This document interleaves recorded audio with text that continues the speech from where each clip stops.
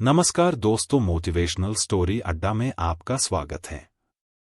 सुनिए मुंशी प्रेमचंद की कहानी पूस की रात। हल्कू ने आकर स्त्री से कहा, सहना आया है, लाओ, जो रुपए रखे हैं उसे दे दूं, किसी तरह गला तो छूटे।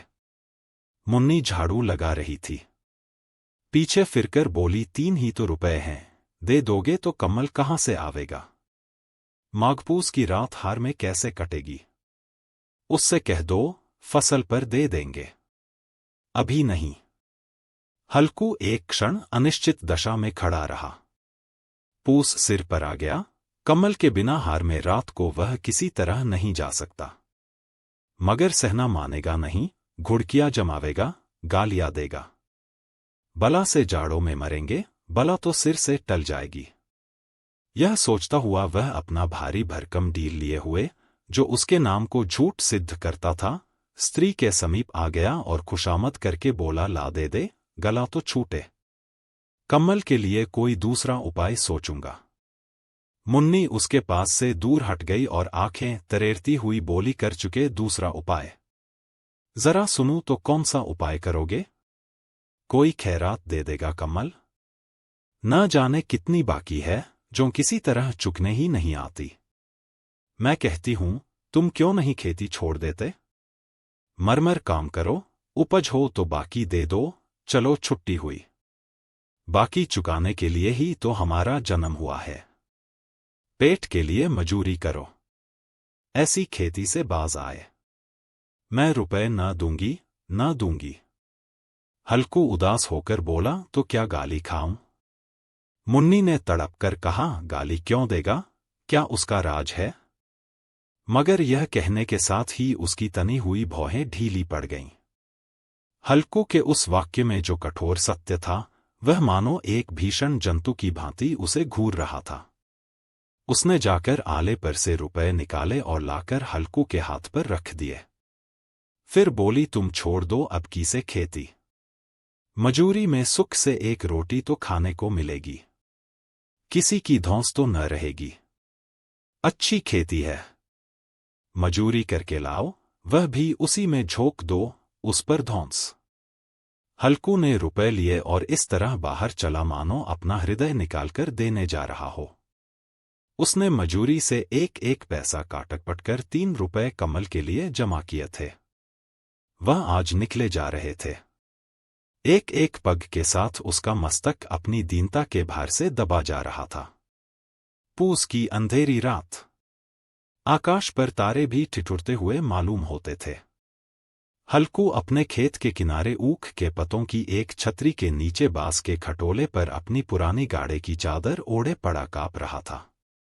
खाट के नीचे उसका संगी कुत्ता जबरा पेट में मुंह डाले सर्दी से कूकू कर रहा था।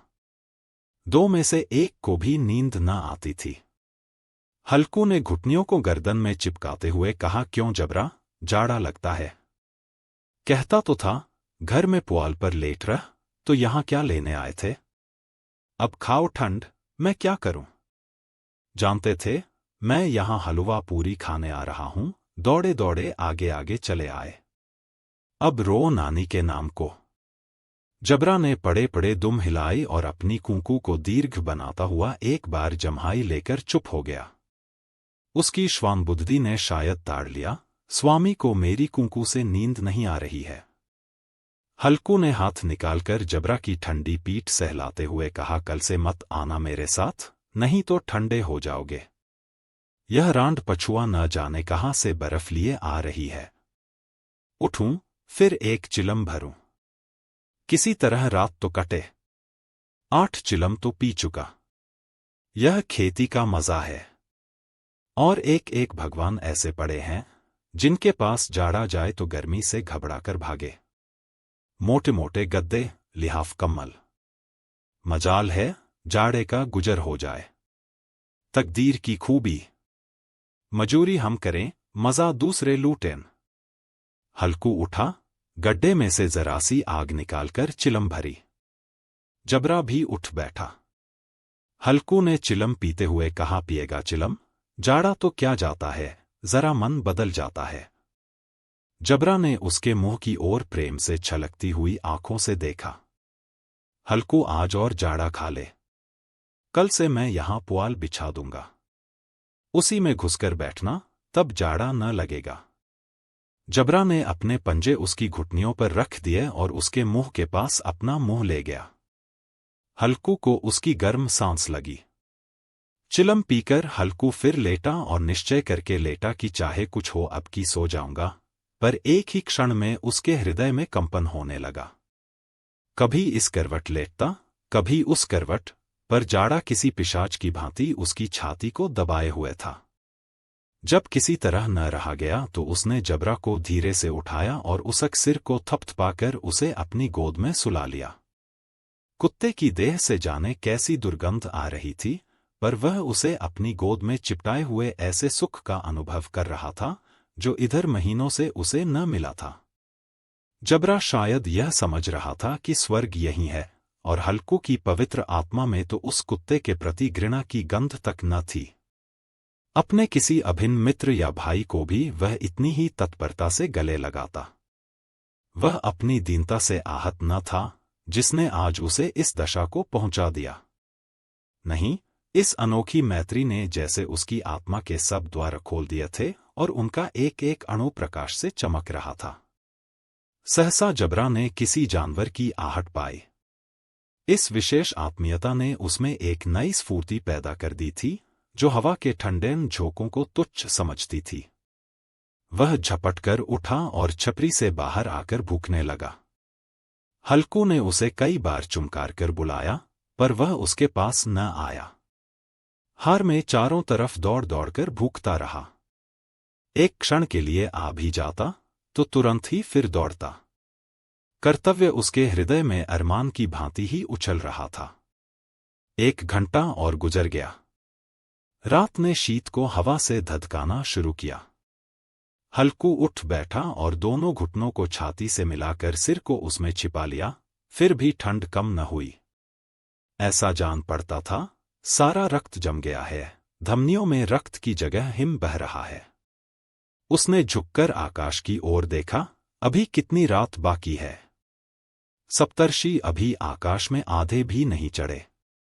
ऊपर आ जाएंगे तब कहीं सबेरा होगा। अभी पहर से ऊपर रात है। हल्कू के खेत से कोई एक गोली के टप्पे पर आमों का एक बाग था। पतझड़ शुरू हो गई थी। बाग में पत्तियों को ढेर लगा हुआ था। हल्कू ने सोचा, चलकर पत्तियां बटोरूं और उन्हें जलाकर खूब तापूं। रात को कोई मुझे पत्तियां बटोरते देख तो समझे कोई भूत है। कौन जाने कोई जानवर ही छिपा बैठा हो, मगर अब तो बैठे नहीं रहा जाता। उसने पास के अरहर के खेत में जाकर कई पौधे उखाड़ लिए और उनका एक झाड़ू बनाकर हाथ में सुलगता हुआ उपला लिए बगीचे की तरफ चला। जबरा ने उसे आते देखा तो पास आया और दुम हिलाने लगा। हल्कू ने कहा, अब तो नहीं रहा जाता जबरू। चलो बगीचे में पत्तियां बटोर कर तापे। टांठे हो जाएंगे तो फिर आकर सोएंगे। अभी तो बहुत रात है। जबरा ने कूकू करके सहमति प्रकट की और आगे आगे बगीचे की ओर चला। बगीचे में खूब अंधेरा छाया हुआ था और अंधकार में निर्दय पवन पत्तियों को कुचलता हुआ चला जाता था। वृक्षों से ओस की बूंदें टप-टप नीचे टपक रही थी। एकाएक एक झोंका मेहंदी के फूलों की खुशबू लिए हुए आया। हल्कू ने कहा, कैसी अच्छी महक आई जबरू। तुम्हारी नाक में भी तो सुगंध आ रही है। जबरा को कहीं जमीन पर एक हड्डी पड़ी मिल गई थी। उसे चिंचोड़ रहा था। हल्कू ने आग जमीन पर रख दी और पत्तियां बटोरने लगा। जरा देर में पत्तियों का ढेर लग गया। हाथ ठिठुरे जाते थे, नंगे पांव गले जाते थे, और वह पत्तियों का पहाड़ खड़ा कर रहा था। इसी अलाव में वह ठंड को जलाकर भस्म कर देगा। थोड़ी देर में अलाव जल उठा। उसकी लौ ऊपर वाले वृक्ष की पत्तियों को छू छू कर भागने लगी। उस अस्थिर प्रकाश में बगीचे के विशाल वृक्ष ऐसे मालूम होते थे मानो उस अथाह अंधकार को अपने सिरों पर संभाले हुए हों। अंधकार के उस अनंत सागर में यह प्रकाश एक नौका के समान हिलता मचलता हुआ जान पड़ता था। हल्कू अलाव के सामने बैठा आग ताप रहा था। एक क्षण में उसने दोहर उतारकर बगल में दबा ली, दोनों पांव फैला दिए, मानो ठंड को ललकार रहा हो। तेरे जी में जो आए सो कर। ठंड की असीम शक्ति पर विजय पाकर वह विजय गर्व को हृदय में छिपा न सकता था। उसने जबरा से कहा, क्यों जब्बर, अब ठंड नहीं लग रही है? जब्बर ने कूकू करके मानो कहा, अब क्या ठंड लगती ही रहेगी?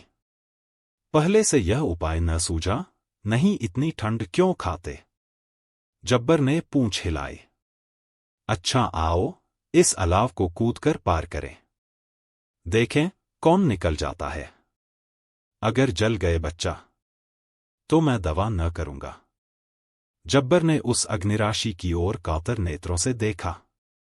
मुन्नी से कल न कह देना, नहीं तो लड़ाई करेगी। यह कहता हुआ वह उछला और उस अलाव के ऊपर से साफ निकल गया। पैरों में जरा लपट लगी, पर वह कोई बात न थी। जबरा आग के गिर्द घूमकर उसके पास आ खड़ा हुआ। हल्कू ने कहा, चलो चलो, इसकी सही नहीं, ऊपर से कूद कर आओ। वह फिर कूदा और अलाव के इस पार आ गया। पत्तियां जल चुकी थीं। बगीचे में फिर अंधेरा छा गया था।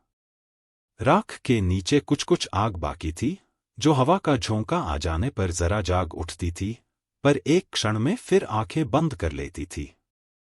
हल्कू ने फिर चादर ओढ़ ली और गर्म राख के पास बैठा हुआ एक गीत गुनगुनाने लगा। उसके बदन में गर्मी आ गई थी, पर ज्यों-ज्यों शीत बढ़ती जाती थी, उसे आलस्य दबाए लेता था। जबरा जोर से भूखकर खेत की ओर भागा। हल्कू को ऐसा मालूम हुआ कि जानवरों का एक झुंड खेत में आया है। शायद नीलगायों का झुंड था। उनके कूदने दौड़ने की आवाजें साफ कान में आ रही थी। फिर ऐसा मालूम हुआ कि खेत में चर रही हैं। उनके चबाने की आवाज चरचर सुनाई देने लगी। उसने दिल में कहा, नहीं, जबरा के होते कोई जानवर खेत में नहीं आ सकता। नोच ही डाले, मुझे भ्रम हो रहा है। कहा, अब तो कुछ नहीं सुनाई देता। मुझे भी कैसा धोखा हुआ। उसने जोर से आवाज लगाई, जबरा, जबरा। जबरा भूखता रहा। उसके पास न आया। फिर खेत के चरे जाने की आहट मिली। अब वह अपने को धोखा न दे सका। उसे अपनी जगह से हिलना जहर लग रहा था। कैसा दंदाया हुआ था। इस जाड़े पाले में खेत में जाना, जानवरों के पीछे दौड़ना असह्य जान पड़ा। वह अपनी जगह से न हिला। उसने जोर से आवाज लगाई, लिहो लिहो लिहो। जबरा फिर भूख उठा। जानवर खेत चर रहे थे। फसल तैयार है। कैसी अच्छी खेती थी, पर ये दुष्ट जानवर उसका सर्वनाश किए डालते हैं। हल्कू पक्का इरादा करके उठा और 2-3 कदम चला, पर एकाएक हवा का ऐसा ठंडा, चुभने वाला, बिच्छू के डंक का सा झोंका लगा कि वह फिर बुझते हुए अलाव के पास आ बैठा और राख को कुरेद कर अपनी ठंडी देह को गरमाने लगा। जबरा अपना गला फाड़ डालता था, नीलगायें खेत का सफाया किए डालती थीं और हल्कू गर्म राख के पास शांत बैठा हुआ था। अकर्मण्यता ने रस्सियों की भांति उसे चारों तरफ से जकड़ रखा था। उसी राख के पास गर्म जमीन पर वह चादर ओढ़ कर सो गया।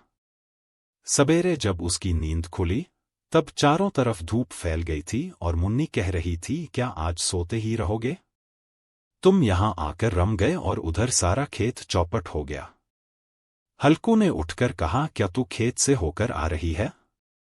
मुन्नी बोली, हां, सारे खेत का सत्यानाश हो गया। भला ऐसा भी कोई सोता है? तुम्हारे यहां मड़ैया डालने से क्या हुआ? हल्कू ने बहाना किया, मैं मरते मरते बचा, तुझे अपने खेत की पड़ी है। पेट में ऐसा दर्द हुआ कि मैं ही जानता हूं। दोनों फिर खेत के डाढ़ पर आए।